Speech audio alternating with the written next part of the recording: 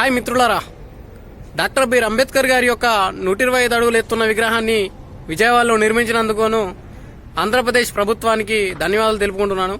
మన రెండు తెలుగు రాష్ట్రాల్లో చూసుకున్నట్టయితే బాబాసాహెబ్ యొక్క ప్రతిమ ఉండడం మన తెలుగు ప్రజలకు గర్వకారణంగా చెప్పుకోవాలి. ఎందుకంటే మన భారత రాజ్యాంగాన్ని నిర్మించి రచించి మనకు స్వేచ్ఛ, సమానత్వం, సౌభ్రతత్వాన్ని కల్పించి మన దేశ ప్రజల భవిష్యత్తు నిర్మించినందుకు బాబాసాహెబ్ను ఎప్పుడు మనం యాద్ చేస్తూనే ఉండాలి. అయితే విషయానికి వస్తే బాబాసాహెబ్ యొక్క విగ్రహాలు ప్రతిష్టాపన చేయడం కాకుండా బాబాసాహెబ్ యొక్క ఆలోచనలు, ఆశయాలు ప్రజల మెదడులోకి వెళ్ళినప్పుడే మనకు ప్రజల్లో విజ్ఞానం వికసిస్తుందని నేను ఆశిస్తున్నాను. అయితే నేను ఈ విగ్రహ ప్రతిష్టాపన చేయడం చాలా సంతోషం వ్యక్తం చేస్తున్నాను. అదేవిధంగా నేను కొన్ని విషయాలు మీతో షేర్ చేసుకోవాలని వీడియోని రికార్డ్ చేస్తున్నాను.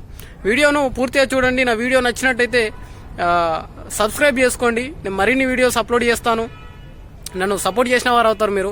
అయితే బాబాసాహెబ్ అంబేద్కర్ను విగ్రహాలు ప్రతిష్టాపించడం కాకుండా బాబాసాహెబ్ యొక్క ఆలోచనలు, ఆశయాలను, అడుగుజాడలు నడిచినప్పుడే మనకు ఆ విగ్రహాన్ని పెట్టినందుకు విలువ ఉంటుంది. కాకపోతే ఏదో విగ్రహాన్ని ప్రతిష్టాపించడం చూసుకోవడానికి కాకుండా మన రాజకీయాలకు యూజ్ చేసుకోకుండా చాలా మటుకు అదే ఆలోచనలో ఉన్నారు. కానీ బాబాసాహెబ్ ప్రతిమను, ఆయన యొక్క ఆలోచనలు మనము ఆచరించినప్పుడే మనకు విజ్ఞానం వర్ధిల్లుతుంది.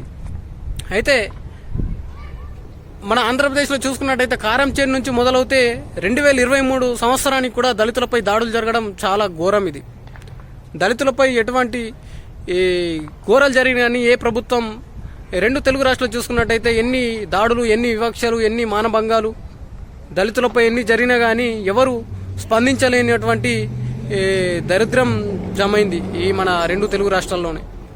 ఆంధ్రప్రదేశ్లో చూసుకున్నట్టయితే అక్కడ కమ్మ, కాపు, రెడ్డి వర్గం అనుకుంటూ ఇతర వర్గాలను ఎప్పుడు చులకానే చూస్తూ వివక్షలు ఎదురైతూ వారిపై ఎటువంటి అన్యాయాలు, దాడులు జరిగినా కానీ చీమ కొట్టినట్టు ప్రభుత్వం స్పందిస్తుంది.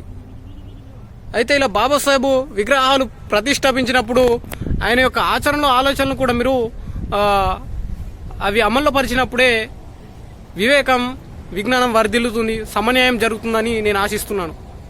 మీరు ఇలా విగ్రహాలు పెట్టడం వల్ల బాబాసాహెబ్ కూడా నిరాశపడతాడు. ఆయన బ్రతికున్నట్టయితే ఈ విగ్రహాలు పెట్టడం వద్దు, నా ప్రజలకు న్యాయం జరిగేలా సమకూర్చండి, దేశ ప్రజలందరూ స్వేచ్ఛ, సమానత్వం, సభృత్వం బతకండి అని చెప్పిన మహనీయుడు. మీరు ఇలా రాజకీయాలతో రాజకీయాన్ని విగ్రహాలు అడ్డుపెట్టుకుని రాజకీయాలు యూజ్ చేసుకుంటే మీ అంత చెత్త రాజకీయాలు ఈ దేశంలోనే లేవు అని నేను అంటాను. ఇలా చెప్పుకుంటూ పోతే విగ్రహాలు మతం పేరుతోని పెట్టుకుని రాజకీయాలు చేస్తున్న వారిని మీరు ఎటువంటి సపోర్ట్ చేయకుండా మీ ఆలోచనలతోటి మీకు అయితే దళితులపై దాడులు ఎందుకు జరుగుతున్నాయి, ఎన్ని వివక్షలు, ఎన్ని మానభంగాలు జరిగినా కానీ ఎవరు ఎందుకు స్పందిస్తలేరు అనేది ప్రతి ఒక్కరు ప్రశ్నించాలి.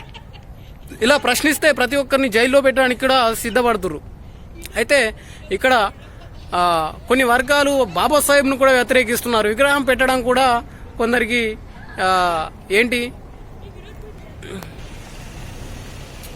అయితే చివరిగా నేను చెప్పదలుచుకున్నా ఏంటంటే దళితులపై దాడులు జరిగినప్పుడు ఈ విగ్రహాలు పెట్టి ఉపయోగం లేదు. బాబాసాహెబ్ ఏమన్నాడంటే నా యొక్క ప్రజలకు, దేశ ప్రజలకు స్వేచ్ఛ, సమానత్వం, సభృత్వం జరిగినప్పుడే, న్యాయం జరిగినప్పుడే నాకు నా ఆశయం నెరవేరుతుందని బాబాసాహెబ్ చెప్పాడు. మీరు ఇంత పెద్ద విగ్రహాలు కట్టినంత మాత్రాన దళితులపై దాడులు ఆగవా అంటే అవి సమన్యాయం జరగాలి.